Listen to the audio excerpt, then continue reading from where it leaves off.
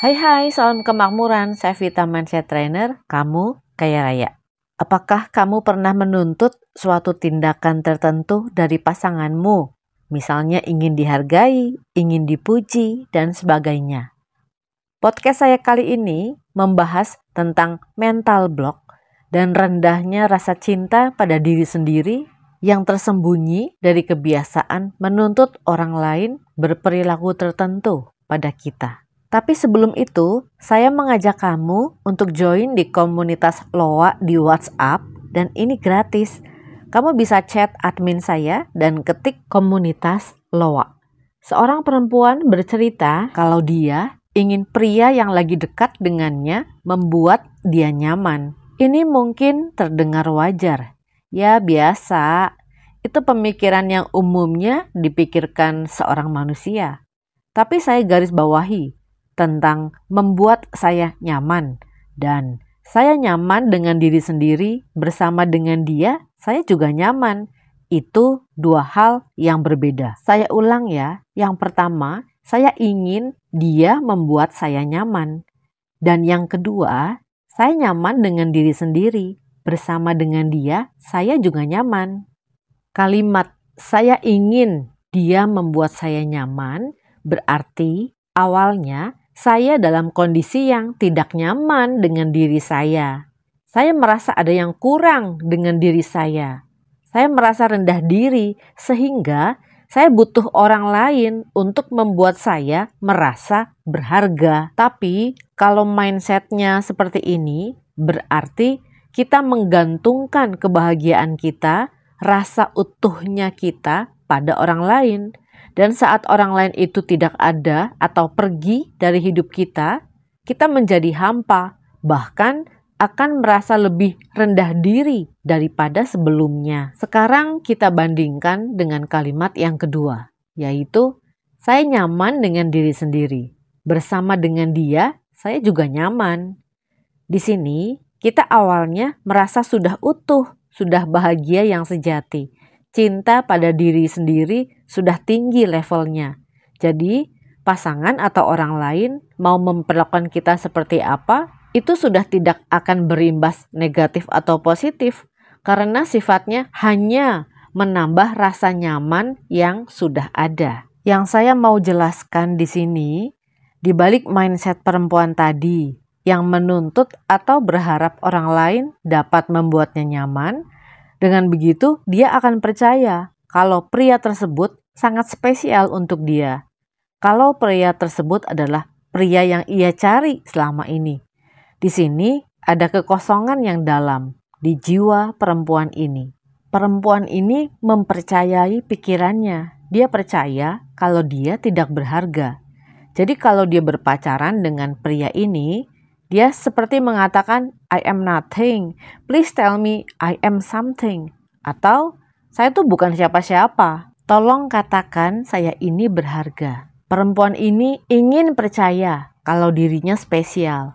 Dia ingin pria ini membuktikan padanya karena perempuan ini tidak percaya diri, tidak merasa kalau dirinya berharga atau spesial. Ego perempuan ini inginnya dihargai oleh orang lain, sehingga dia merasa spesial. Tapi, di mana ada ego, di situ ada penderitaan. Di situ ia menderita karena egonya. Kembali saya ingatkan, ego adalah edging God out, atau mengeluarkan Tuhan dari hati kita. Jadi, jika kondisinya seperti itu, mereka akan berada di hubungan yang tujuannya membuat perempuan ini merasa lebih baik dan bukan berada di hubungan yang saling mensupport atau mendukung satu sama lain. Perempuan ini perlu mengganti belief sistemnya, mulai menerima dan memberi cinta kepada dirinya sendiri. Sehingga ketika dia sudah merasa utuh, sudah menemukan dan menjadi dirinya yang sejati atau authentic self, maka ketika dia memiliki pasangan, keduanya akan bertumbuh bersama sesuai dengan kesejatian dirinya atau keunikan dirinya masing-masing. Kalau kita memulai suatu hubungan dengan kondisi kitanya tidak bahagia dengan keadaan kita, lalu kita berpikir pasangan kita akan membuat kita bahagia. Oh, itu tugas yang sangat berat yang kita bebankan ke orang lain. Karena yang dapat membuat kita bahagia adalah diri kita sendiri. Kehadiran orang lain hanya menambah kebahagiaan yang sudah kita miliki. Dan saya ingat kalimat ini. Kalau kita punya coklat, kita baru bisa kasih coklat ke orang lain. Kalau kita sudah merasa bahagia dengan diri kita sendiri, maka kita baru bisa menambahkan kebahagiaan pada orang lain. Jadi, diri kitanya dulu yang perlu merasa bahagia. Kalau dihubungkan dengan hukum tarik-menarik, kan energi menarik energi yang sama. Kalau kita berada di frekuensi low vibes, maka kita menarik orang yang low vibes juga. Anggap aja kita yang low vibes pacaran dengan orang yang low vibes. Ceritanya, kita dan dia punya visi yang sama untuk saling menyembuhkan dari hubungan ini. Tapi ternyata tidak semudah itu, Ferguson. Dua orang yang berpasangan, yang keduanya membawa trauma masing-masing, maka akan sangat melelahkan. Tapi bukan berarti nggak bisa ya. Hanya membutuhkan effort atau usaha yang luar biasa.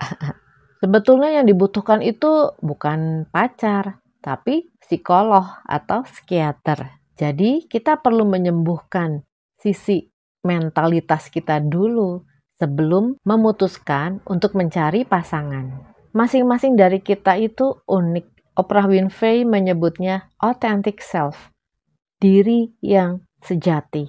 Kalau kita bisa masuk ke dalam diri kita, mulai berkenalan dengan diri kita, mulai memaafkan, menerima diri kita apa adanya, mulai menyembuhkan luka-luka hati kita, terutama trauma atas sakit hati kita terhadap pasangan kita yang terdahulu, maka dengan meningkatnya getaran vibrasi kita, karena kita mencintai diri kita, hal ini akan membuat aura kita menggetarkan dan menarik pasangan yang memang sevibrasi dengan kita.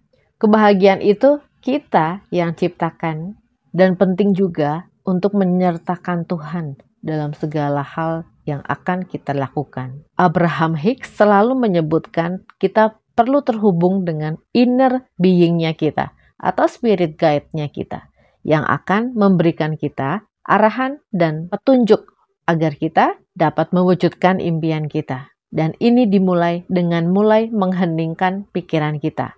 Kalau bisa meditasi, lebih bagus lagi. Buat kamu yang ingin meningkatkan kualitas diri kamu atau value kamu, ingin melatih kesadaran diri atau juga meditasi, dapat mengikuti layanan kelas-kelas WhatsApp saya. Ayo kita ketik kemakmuran memanjakan kita. Saya Vita Mindset Trainer, jiwaku mencintai jiwamu. Semangat!